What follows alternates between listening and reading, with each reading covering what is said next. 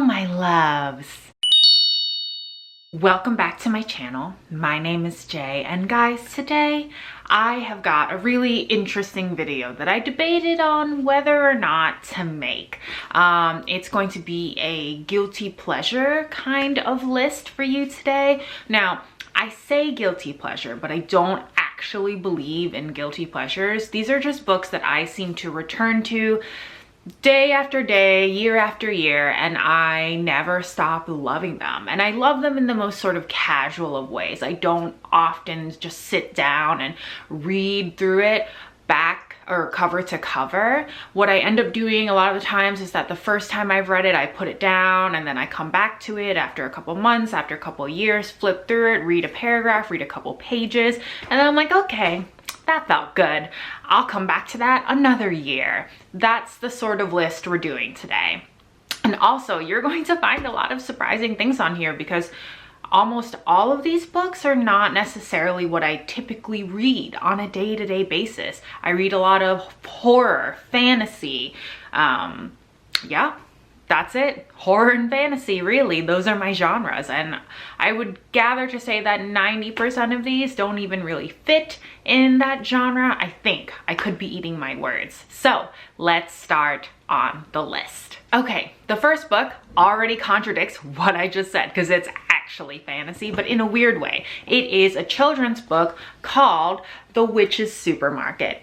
Guys, I bought this when I was in my mid-20s. I'm 28 by now. And honestly, I was really feeling like I needed some witchy fall vibes. And I feel like children's books could not do it better. Like, honestly, they take the cake when it comes to just getting straight to those fall Halloween-y vibes. And that's what I needed. And what I literally did was I went on Amazon and searched which children's books. Yeah, that's what I did. So this is basically about a young girl and her little dog. I forget what her name is. Helen.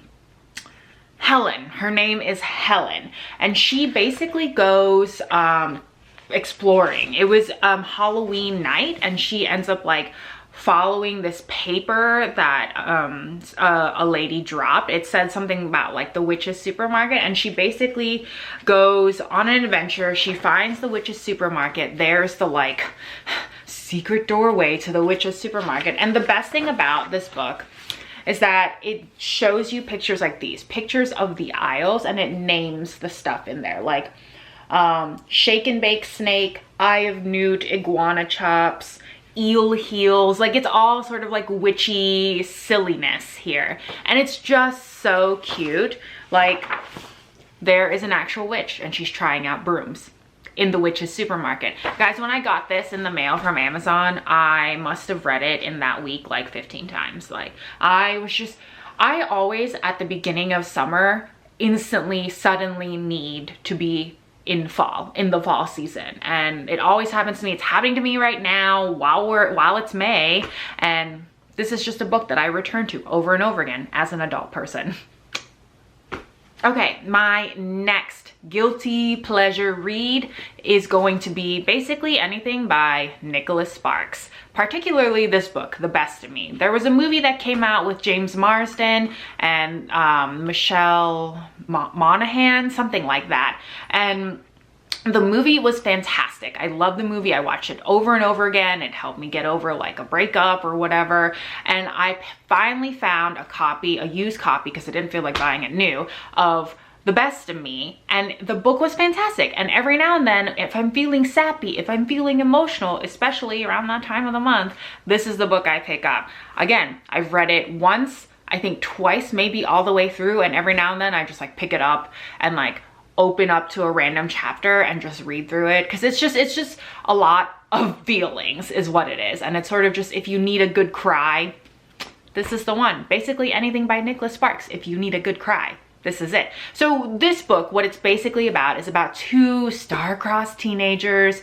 They sort of don't belong in each other's world. One is more like, their family is sort of, I hesitate to say trailer trash, but that's kind of it. And then the other teenager, she is from a more upper class family with goals and all that sort of stuff. And they sort of like, things happen to tear them apart, and they meet each other when they're adults, and more things come to tear them apart, and they sort of get together. It's a whole thing. It's great if you enjoy just a light emotional cry. Okay, the next book that I'm going to show you is very strange, and this is me. This is kitschy, like textbook J right here. Is this a Christmas book? Yes, this is a Christmas book. This is Christmas from the Heart and the Heart of the Home. I don't even know what it's called because I don't care what it's called. I look through this book all the time, and this is by Susan Branch, and you best believe your girl, after she found this book, went on Amazon to see if she had other books, and she does. And eventually I probably will get them. But basically I found this in a thrift store, and I was like, hello, I love Christmas. I'm gonna get this Christmas book. And at first, like when I picked it up, I was like, why do I need a Christmas book? That sounds stupid. I don't need that. So I put it back down, and I picked it back up, and I repeated that whole thing like 5 times, and then I finally just bought it because it was probably like $3. Basically, this book is just sort of like your textbook sort of Martha Stewart kind of book. There's lots of cute little drawings with recipes, little crafts for presents, all during the Christmas season. There is like recipes for eggnog. Oh my God, there's so many cute, oh God, I'm having trouble with my hair. They're cute little drawings, very Christmassy, and honestly, there are like all these like cute little notes. And I will say, guys, I'm vegan, and none of these recipes are vegan. I don't really intend to make any of these recipes. I could veganize a great deal of them, but I won't, because I bought this purely for looking at when I'm feeling like I need the Christmas feels, like chocolate poached pears. I don't know why that sounds Christmassy, but it's in this book, and now I feel Christmassier. Yeah, Christmassier. That's a word. The next couple of books I don't have physical copies of. They're either audiobooks or they're ebooks. And the first book that I want to tell you about is Pumpkin Spice Everything by Beth Labonte. Labonte. I don't know. Anyway, this book is fantastic for so many reasons. It is a total guilty pleasure read in the sense that it has everything to titillate my like corny senses, and that is not an insult to the author. I think the book is actually rather good. It basically is like a Hallmark movie in a book. It takes place in a small town. There's a romance, there are quirky little side characters, and it's very atmospheric. The town in question in this book is named Autumnboro. Autumnboro, guys. I mean, I love me some fall, and when I read the synopsis that the town was named Autumnboro, I was like, all right, whatever, let's get the ebook. Actually, I think I got it on Audible, and then I went ahead and downloaded the ebook because I have actually listened to this book like 3-4 times since I got it last year because I cannot get enough of it. I love the setting, the fall setting, the romance. The main character is like a jilted horror author. She's recovering from like being broken up with her fiance. It's everything. It's so good. It's just like a plain good time. And she actually has a sequel to that book called Maple Sugar Crush, which I am actually reading right now. And it's pretty good. It's not as good as the first one, but that's what sequels are. The next book is a guilty pleasure read only in the sense that I just refuse to let this book go. I cannot stop thinking about this book. It just pops into my head every now and again. This is The Rules of Magic by Alice Hoffman. Guys, I've always loved Alice Hoffman. I've read a few of her books when I was younger, and I love the movie Practical Magic. And The Rules of Magic is actually the prequel to Practical Magic.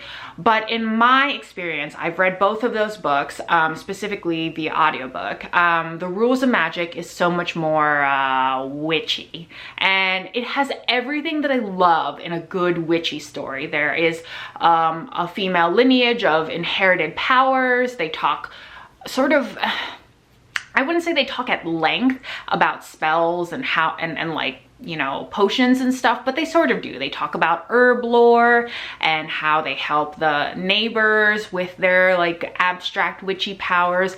And there's just good old female family ties that I absolutely love.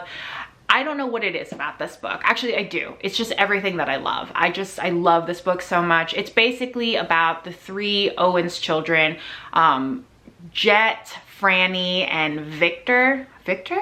I think that's his name. Oh God, I might have that wrong. JK, it's Vincent. It's not Victor. I knew that sounded wrong. Anyway, the book follows these three kids as they sort of come into their Owens witchy powers. And it's sort of just like, there's no real point to the book except to follow these Owens children through their life and how they sort of deal with, you know, family ties, coming to terms with who they are, where their witchy powers come from, and the sort of trouble that it gets them into when they deny that power, that family history. I love it. I wish I was a witch that inherited powers, if I'm being honest. Like, that's something that I think about on the daily, and this book gives me all the right feels for it. And that's why it's a guilty pleasure. The last guilty pleasure that I want to talk about is not necessarily one book, but sort of an author slash series. So I've recently gotten into Regency era romance. Thank you, Peruse Project, because Reagan over there on that booktube channel just like messed me up with some Regency era romances. I didn't think I was a romance reader, and then she was like, oh look, I discovered Regency era romance, and I was like, yeah, I'm into that. So this author's name is Tessa Dare, and I have read 1 3/4 of her books, and I can tell you that I'm probably going to be a fan for life as long as she continues to produce. So the first book that I read was actually out of order in a trilogy. It's called The Governess Game, and this is book 2 in that trilogy. And I'm currently reading The Duchess Deal, which is book 1. So I'm like backtracking. And I had listened to these on Scribd as an audiobook, and I also just bought The Wallflower Wager in print. I don't know where it is right now, but it's somewhere in this mess of a library. Anyway, these books are fantastic if you're looking for some really nice steamy romance, but also it is very good with the banter. The banter is so fantastic. Sometimes I'll read books where the dialogue is just not believable no matter what genre it is, and it really, as a reader, I sort of struggle when the dialogue doesn't really feel realistic to me. But with Tessa Dare's books, everything that I've read so far, so believable. It makes me laugh out loud. I genuinely enjoy the banter in the books, and then the steamy parts are really good. And the romance in general, it's just really nice to watch these two people get to know each other and their like love for each other unfold. Like I said, I'm not a big romance reader, but these really caught me, and I'm really excited to finish this trilogy that I'm reading. I'm really excited to get onto The Wallflower Wager because I love animals, if you didn't know, and that book is basically about a girl who has too big of a heart and adopts all sorts of animals, and now she has to contend with like a feisty duke, and I guess they fall in love. So all of these books that I'm naming, they all have something to do with a duke and a girl, and they just fall in love, and that's basically what happens. But the writing is so good. Yeah. So those are my guilty pleasure reads. I just return to them, or I just feel like I'm going to read them for the rest of my life, just for comfort reasons, not really anything serious with these books. Yeah, guys, let me know down below what your guilty pleasure reads are. And if you enjoyed this video, please give it a thumbs up. It really helps my channel. Subscribe, hit that notification bell so you always know when I've got good things coming to you. Bye.